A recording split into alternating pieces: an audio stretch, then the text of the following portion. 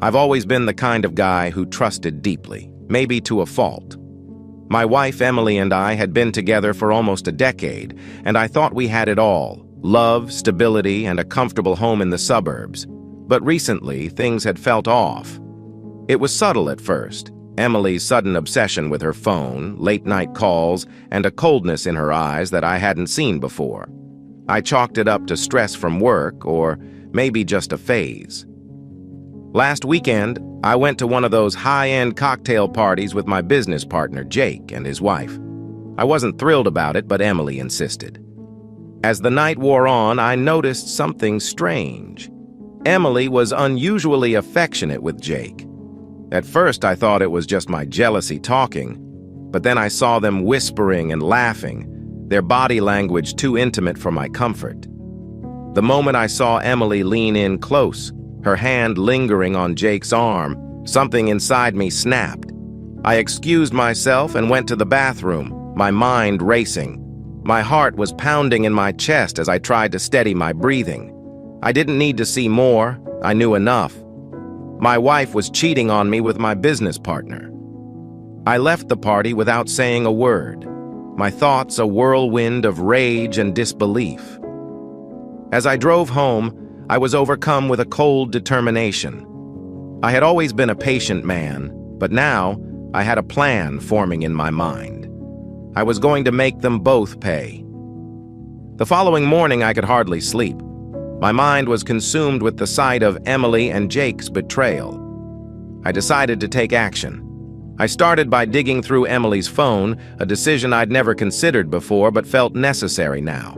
Her phone was locked, but I managed to access it using the PIN I'd once set up for her out of convenience. What I found was even worse than I'd feared.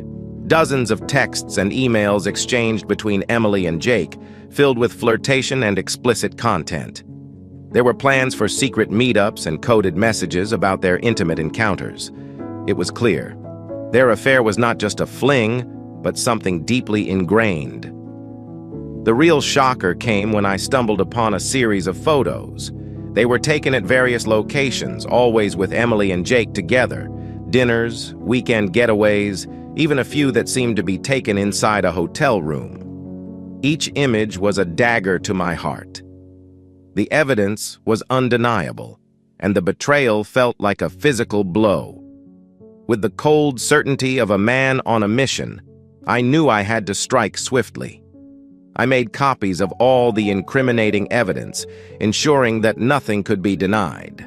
I didn't want to leave any room for excuses or lies. The pieces were all falling into place, and the plan I'd been formulating was ready to be executed. The day after my discovery, I decided to confront Emily. I wanted to do it when I was sure she wouldn't have a chance to twist the truth or make excuses. I chose a late afternoon, hoping that her guard would be down. Emily walked in the door looking radiant as ever, seemingly oblivious to the storm brewing. She flashed me a bright smile and went straight to the kitchen. I followed her, heart pounding. "Emily," I said, trying to keep my voice steady, "we need to talk." She turned, her smile faltering as she saw the look on my face. "What's wrong?" she asked, her tone too casual, almost rehearsed. Without preamble, I handed her a folder filled with the printed texts, photos, and emails. Her eyes widened as she skimmed through the evidence. The color drained from her face, and she looked like she'd been slapped. I can explain," she stammered, clutching the folder as though it might disappear if she let go. Her voice trembled, but there was an edge of defiance in her eyes. "Explain what?" I demanded. "That you've been having an affair with Jake? That you've been lying to me for months? What could possibly explain this?" Emily's eyes darted around, searching for an escape. "It's not what you think," she began, but I cut her off. "Not what I think. I have all the proof right here," I said, my voice rising. "You've betrayed me in the worst way possible, and now you want to give me excuses?" She sighed dramatically, rolling her eyes. "Fine. Yes, I've been seeing Jake, but it's not just about the physical stuff. It's about feeling alive again. You've been so distant lately, and Jake made me feel special. It's not all black and white." Her words were like venom, twisting the knife deeper. "Distant?" I shot back. "I've been working my ass off to provide for us, and this is how you repay me? By screwing around with my business partner?" Emily's defiant mask slipped for a moment, revealing a glimpse of guilt. But it was quickly replaced by an icy veneer. "Look, I'm sorry if you're hurt, but I'm not going to pretend this didn't happen. I needed something more, and Jake gave me that." Her coldness stung more than the betrayal itself. I felt a simmering anger and deep sadness merging into a churning rage. It was clear now, Emily was not only cheating but completely dismissive of the hurt she'd caused. The confrontation had left me with more questions than answers. But one thing was clear. Things were never going to be the same. After the confrontation, I was left alone in the house, the air thick with the remnants of our argument. Emily had stormed out, leaving me in the aftermath of her callousness. I felt a wave of numbness wash over me, followed by a deep, aching void. I wandered aimlessly through the house, the silence deafening. Every corner seemed to echo with memories of happier times, family dinners, laughter, and shared dreams. Now, those memories felt tainted, like a beautiful painting smeared with grime. I tried to sleep, but my mind raced, replaying the confrontation in vivid detail. Each moment felt like a stab to the heart, the realization of betrayal searing through me. I felt like a fool, deceived by the one person I had trusted most. The shock was settling into a deep, unsettling sadness. I was angry too. Angry at Emily for her blatant disregard, angry at Jake for his role in this betrayal, and most of all, angry at myself for not seeing the signs earlier. The rage and sadness were consuming me, leaving me in a state of emotional paralysis. As the days went by, the pain didn't diminish. It only grew sharper, more defined. I found myself reliving moments of their affair over and over, trying to make sense of it all. I thought about confronting Jake, but the idea of facing him only intensified my anger. I knew I had to keep my focus on what I wanted to do next, but the emotional turmoil was overwhelming. In my darkest moments, I questioned everything: my judgment, my worth, and my future. The dreams I had once shared with Emily felt shattered, and I was left grappling with a future that seemed uncertain and bleak. It was a profound loss, not just of a relationship, but of a vision of what my life was supposed to be. The emotional abyss I found myself in was like a bottomless pit. I knew I had to pull myself out and make decisions. But for now, I was drowning in the grief and betrayal, trying to navigate through the fog of my shattered reality. With the emotional haze starting to lift, I knew it was time to act. My next move was calculated. I needed to regain control of my life and make sure Emily and Jake faced the consequences of their actions.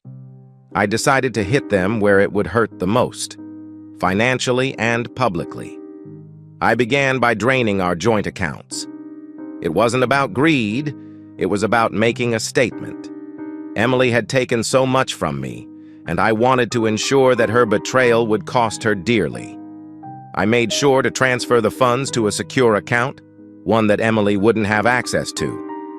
The next step was to expose their affair. I gathered all the evidence I had, the texts, photos, and emails, and carefully compiled it into a detailed report.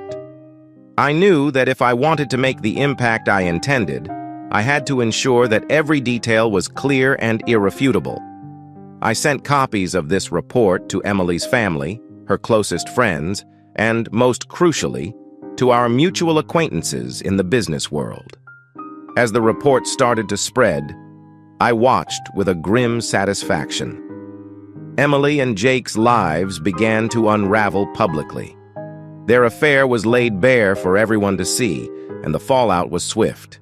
Emily's reputation took a hit, and Jake faced professional consequences. The betrayal I had suffered had now become a scandal, and I was at the center of it, orchestrating their downfall. I also took legal steps to protect myself. I consulted with a lawyer about divorce proceedings, ensuring that my interests were safeguarded. The legal process was daunting, but I was determined to see it through. Emily had turned my life upside down, and now I was reclaiming my control. As the days passed, the initial rush of vindication began to settle. I was no longer just a victim. I was someone taking charge of his destiny. I knew that the road ahead would be challenging, but I was ready to face it with the resolve of someone who had been through the worst and emerged determined to rebuild. As the fallout from my actions began to unfold, the consequences were even more far-reaching than I had anticipated.